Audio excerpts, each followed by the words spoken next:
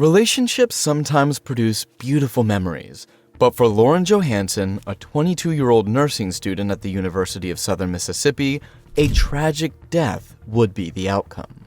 On December 11, 2023, Lauren was severely beaten by her 23-year-old ex, Bricen Rivers, during their love-up vacation in Nashville.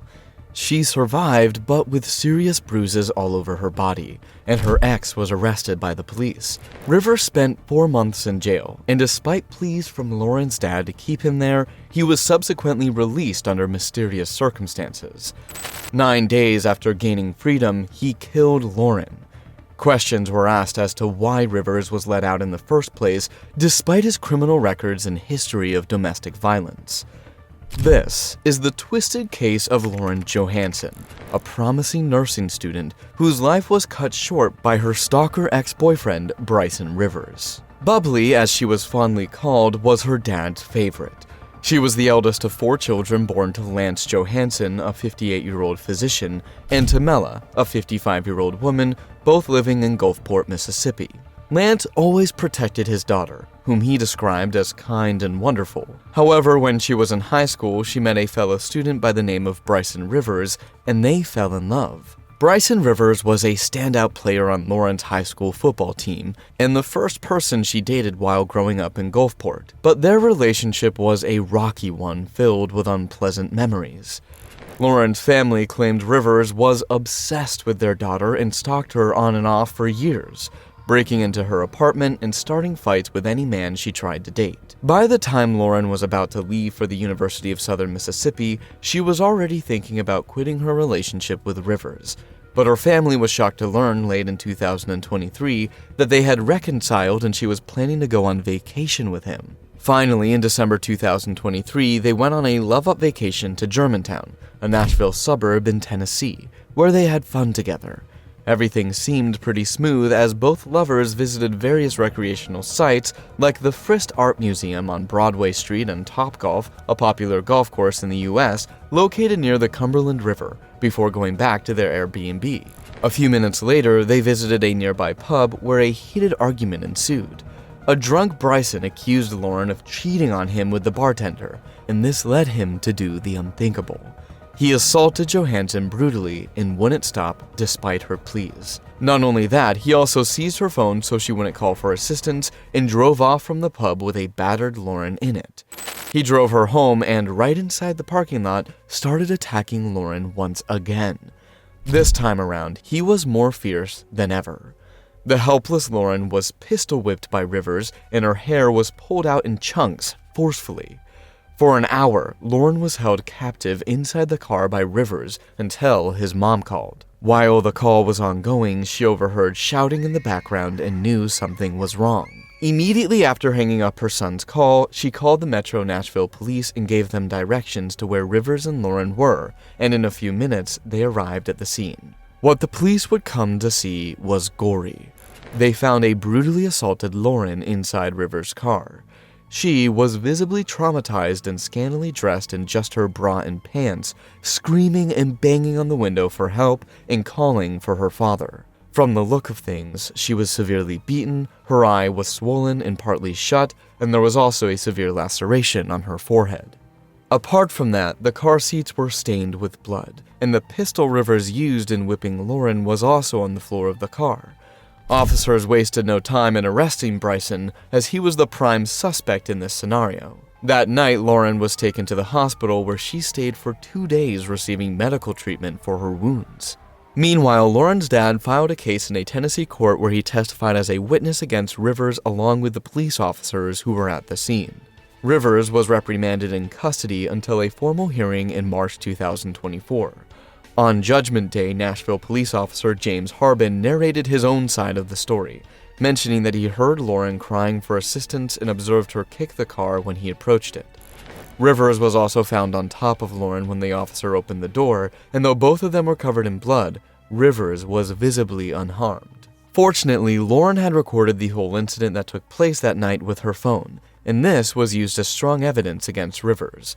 Lauren's photos were also presented as exhibits in court, showing the deep cut on her forehead, bruises on her face, and a swollen left eye. Following the incident, the Davidson County grand jury detained Rivers on 2 counts of particularly severe kidnapping. Rivers was detained on charges of coercing a witness, serious kidnapping, and criminal stalking.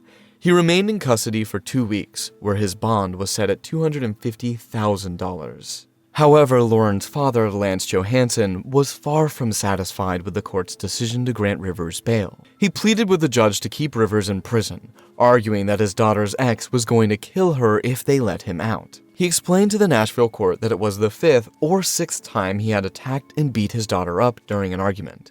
He also said that despite always coming to her rescue during such moments, Rivers always found a way to get back to Lauren. Surprisingly, Mr. Lance Johansen's plea fell on deaf ears as the judge maintained her grounds in granting Bricen Rivers bail.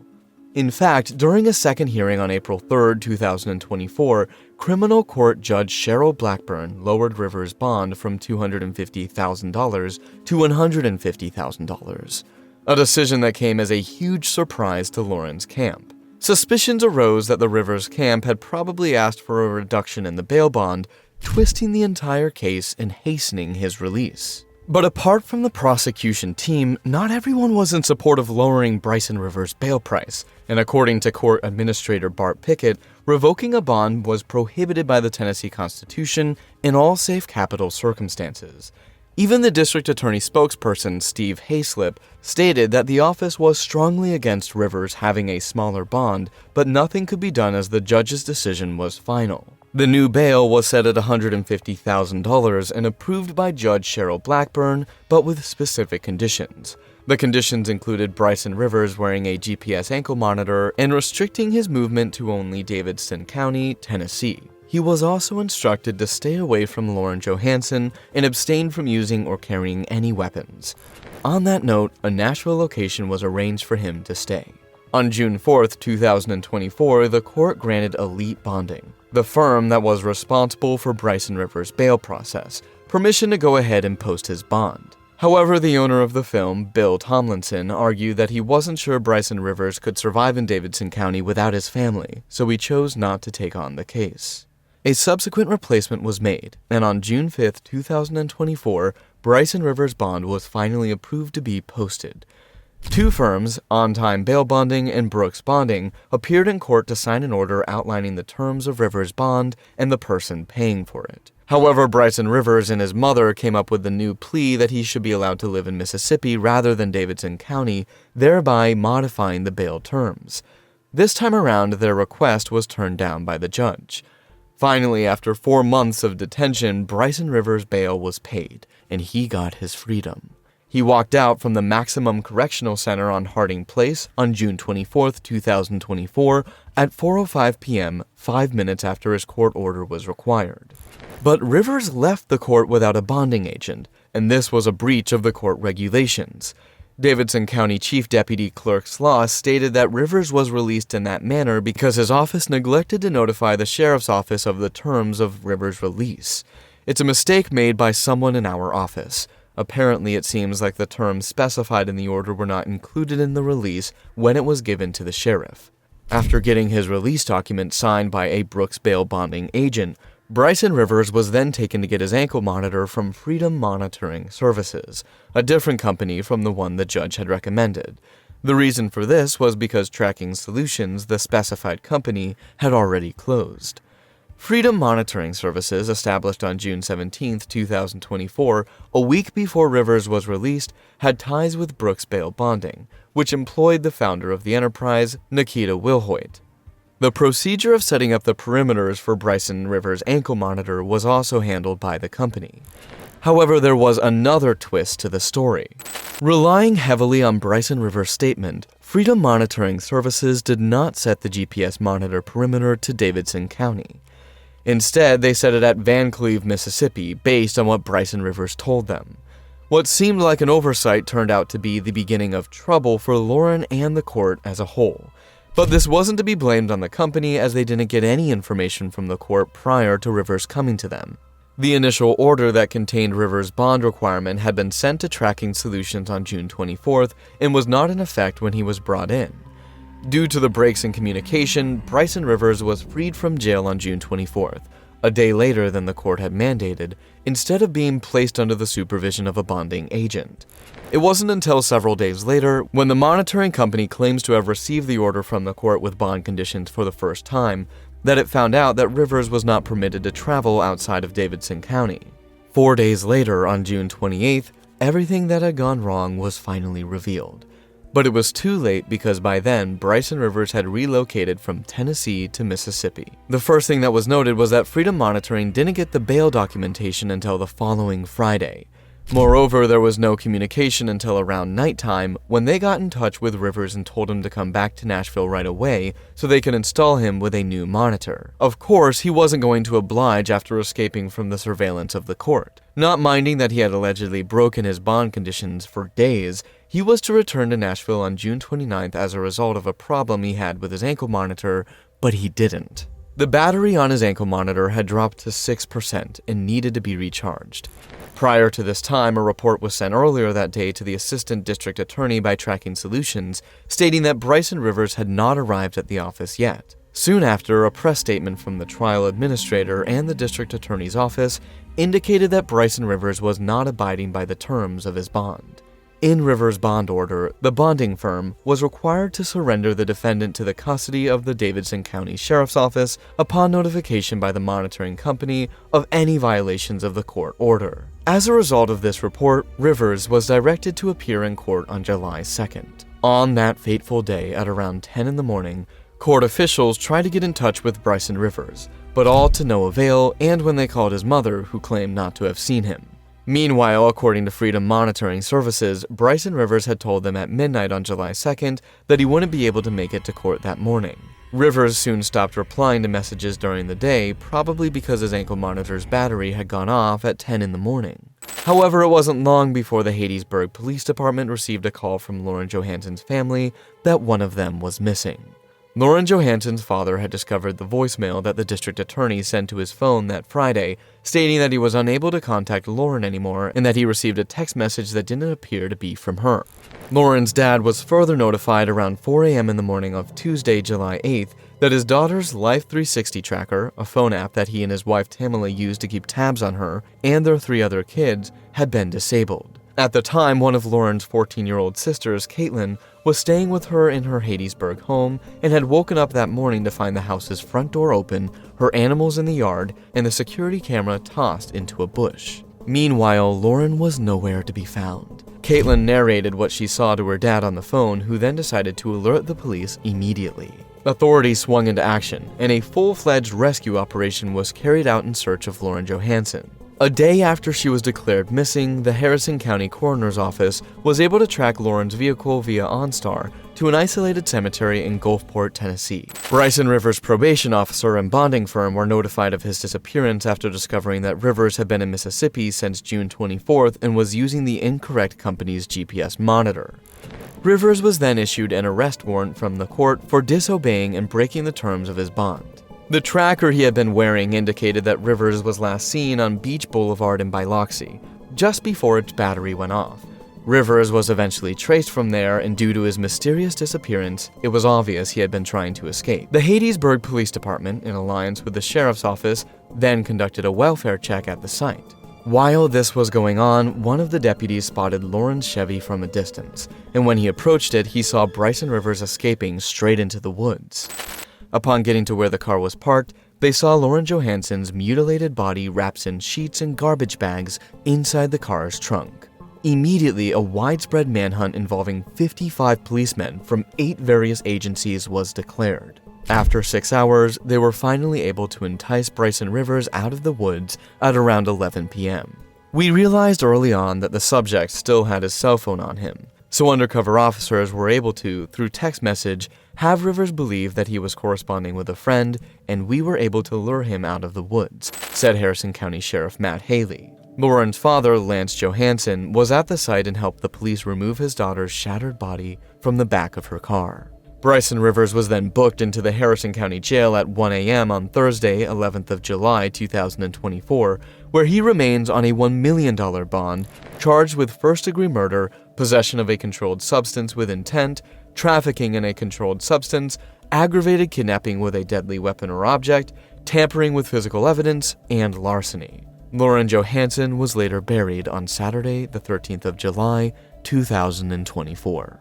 Further investigations were carried out on the case, and new findings were uncovered. It was discovered that Lauren Johansen wasn't killed in Harrison County, as authorities initially stated.